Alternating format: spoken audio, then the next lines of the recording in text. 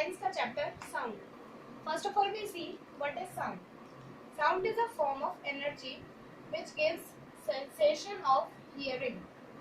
Next, sound is produced due to vibrations.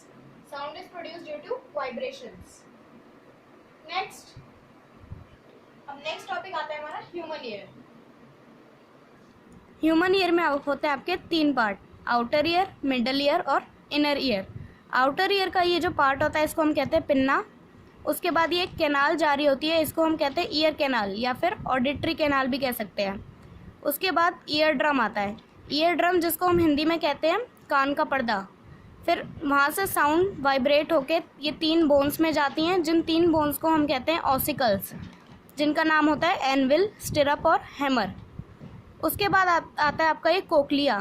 Cochlea जो होता है वो एक लिक्विड होता है जिससे आपके इलेक्ट्रिकल सिग्नल्स ब्रेन में जाते हैं कोक्लिया के बाद. तो ये जो हमारा बाहर का पार्ट है इसको हम कहेंगे आउटर ईयर. मिडल का है जो जिसमें ऑडिटरी कैनाल है वो होता है हमारा मिडल ईयर. उसके बाद ये जो कोक्लिया और 3 बोन्स वाला है, 3 बोन्स वाला तो मिडल ईयर में आता है, लेकिन ये जो कोक्लिया है ये है आपका इनर ईयर. अब ह्यूमन ईयर के बाद आता है हमारा next topic sound waves. Sound waves में क्या होता है, जैसे आपके पास मान लो ये डायग्राम है साउंड वेव्स का. अब इसमें आपके पास ये जो वेव साइकिल्स होती हैं इनको हम वेव साइकिल कहते हैं. जैसे ये है तो ये यहाँ तक एक 1 वेव साइकिल है, यहाँ से यहाँ तक 2, अगर और होंगी तो यहाँ तक 3. तो ऐसे वेव साइकिल काउंट होती हैं. और दूसरा, इसमें जितनी साउंड ज़्यादा होगी उतनी आपकी ये इसकी लेंथ ज़्यादा होगी, और जितनी साउंड कम होगी उतनी वेव साइकिल की लेंथ भी कम होगी. अब उसके बाद देखते हैं हम कि ये जो आपकी ऊपर का हिस्सा होता है वेव साइकिल का उसको हम कहते हैं क्रेस्ट, और नीचे के हिस्से को हम कहते हैं ट्रो. और ये जो 2 वेव साइकिल के बीच का डिस्टेंस होता है इसको हम कहते हैं वेवलेंथ, जो कि मीटर में मेजर की जाती है. उसके बाद एक वेव साइकिल के बीच का जो डिस्टेंस होता है उसको हम कहते हैं एम्पलीट्यूड और फ्रीक्वेंसी. फ्रीक्वेंसी क्या होती है? फ्रीक्वेंसी होती है आपकी कि 1 सेकंड में कितनी वेव साइकिल कंप्लीट हुई है. जैसे 1 सेकंड में हमारी यहाँ पे 1, 2, 3 वेव साइकिल है, तो इसकी फ्रीक्वेंसी 3 हर्ट्ज होगी.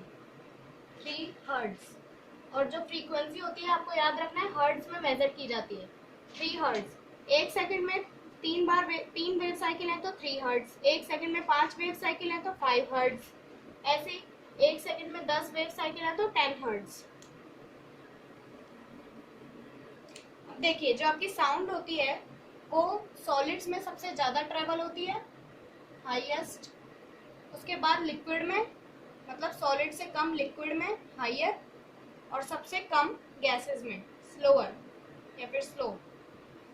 अब कि जो आपकी लाउडनेस होती है, लाउडनेस साउंड की, वो डेसिबल में मेजर की जाती है, या फिर आप इसको डीबी भी लिख सकते हैं, डेसिबल. ठीक है. और जो आपकी फ्रीक्वेंसी होती है, फ्रीक्वेंसी वो मेजर की जाती है हर्ट्ज में. ठीक है. देखिए यहाँ पे आता है आपका टाइम पीरियड. मैंने आपको पहले बताया था फ्रीक्वेंसी क्या होता है. फ्रीक्वेंसी वो होता है जिसमें 1 सेकंड में जितनी वेव साइकिल कंप्लीट होती है उसको हम फ्रीक्वेंसी कहते हैं. अब टाइम पीरियड में क्या होता है, टाइम पीरियड में एक वेव साइकिल नहीं, 1 सेकंड में जितनी वेव साइकिल कंप्लीट हो रही है जितने टाइम में, उसको हम टाइम पीरियड कहते हैं.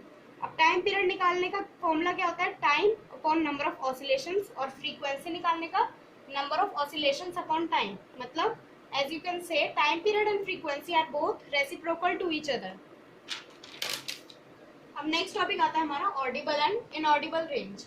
ऑडिबल रेंज क्या होती है, जो 20 हर्ट्ज और 20,000 हर्ट्ज के बीच की जो रेंज होती है आपकी, उसको हम ऑडिबल रेंज कहते हैं. ठीक है. और ह्यूमंस इस रेंज को सुन सकते हैं, ह्यूमंस कैन हियर दिस. और आपकी जो इनऑडिबल रेंज होती है वो होती है 20 हर्ट्ज से कम और 20,000 हर्ट्ज से ज्यादा.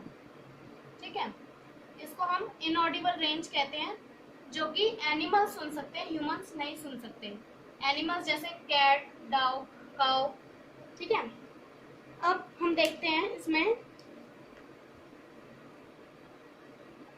जो 20 हर्ट्ज से कम साउंड की रेंज होती है उसको हम कहते हैं इंफ्रासोनिक साउंड, या फिर सबसोनिक भी कह सकते हैं आप, इंफ्रासोनिक या सबसोनिक साउंड, ठीक है। और 20 हर्ट्ज और 20,000 हर्ट्ज की जो बीच की रेंज होती है उसको हम कहते हैं सबसोनिक साउंड। और जो 20,000 हर्ट्ज से ज्यादा की रेंज होती है उसको हम कहते हैं अल्ट्रासोनिक साउंड, ठीक है। इसके बाद आपका आता है नॉइज और म्यूजिक। नॉइज और म्यूजिक में डिफरेंस सिर्फ इतना ही है कि जो आपका नॉइज होता है वो आपकी अनप्लीजेंट साउंड होती है और जो म्यूजिक होता है वो प्लीजेंट साउंड होती है, ठीक है। और जो नॉइज से क्या कॉज होता है? नॉइज पोल्यूशन, ठीक है। तो नॉइज पोल्यूशन से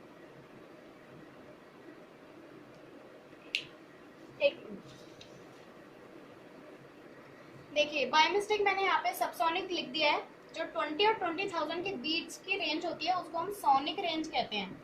जैसे आपने यहाँ देखा होगा इंफ्रासोनिक के साथ यहाँ पे सबसोनिक लिखा है, तो सबसोनिक 20 हर्ट्ज से कम की होती है, 20 और 20,000 के बीच की सोनिक होती है, ओनली सोनिक, ओके। अब यहाँ पे आता है आपका कि नॉइज पोल्यूशन से कौन कौन सी डिसीजेज होती हैं, मतलब क्या क्या कॉज होता है।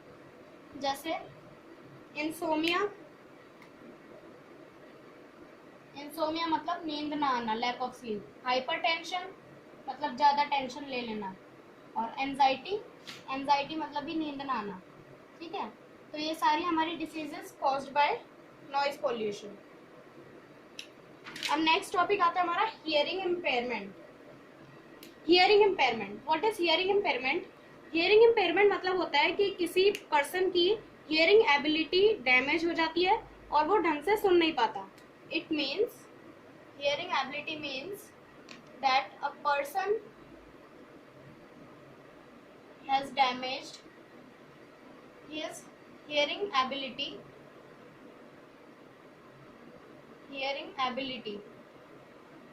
and cannot hear properly, ठीक है, ढंग से सुन नहीं पाता वो, तो इसे हम कहते हैं hearing impairment. So this was the last topic of chapter sound. Thanks for watching my video.